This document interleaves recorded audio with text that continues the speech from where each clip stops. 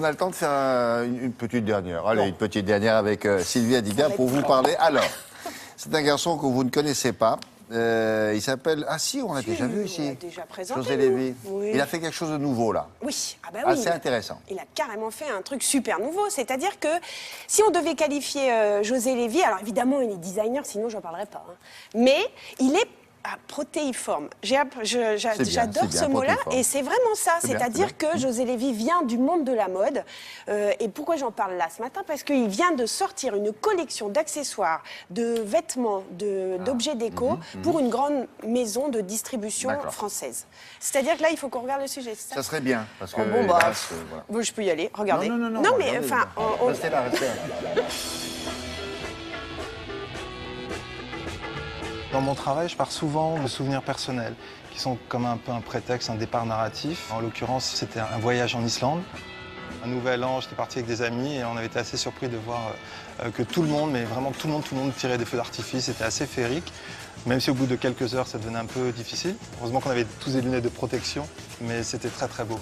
Donc c'était le point de départ de l'histoire.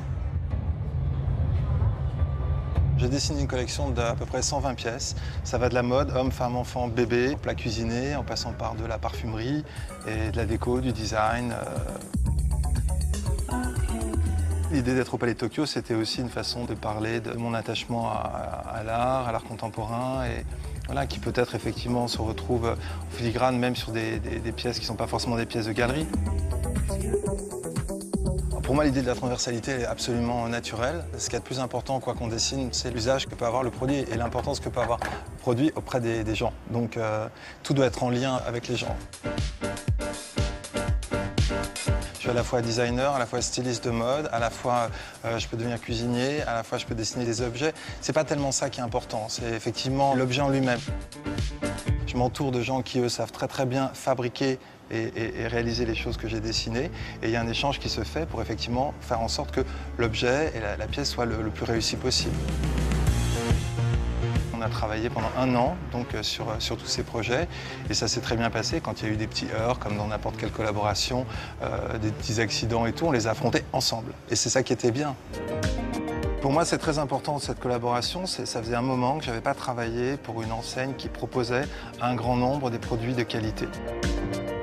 Je travaille beaucoup avec des maisons assez luxueuses ou des galeries. C'est pour ça que je suis très content de cette collection, parce que je peux présenter des produits de qualité qui sont aussi exigeants que, par exemple, des luminaires que je suis en train de dessiner en cristal qui coûtent très cher. Et je mets autant d'attention sur ces luminaires qu'un carnet qui va coûter 5 €. Je suis toute la fabrication de tout, à la fois de tous les objets, de tous les projets, de tout le graphisme sur les projets, oui, tout. Je pourrais absolument pas faire autrement, de toute façon. Je travaille de façon très artisanale. Une grande marque de distribution française. Voilà, et là, c'est dans les magasins là. Et en fait, ce qui est étonnant chez ce garçon, c'est qu'il peut aussi bien faire des manufactures que de la grande distribution. Enfin, du luxe que de la grande distribution. Oui, c'est ça. Et il suit le produit de la même façon. Et c'est pour ça que je voulais souligner le travail de José Lévy. Au revoir. Merci d'avoir pu dire un dernier mot. Pardon.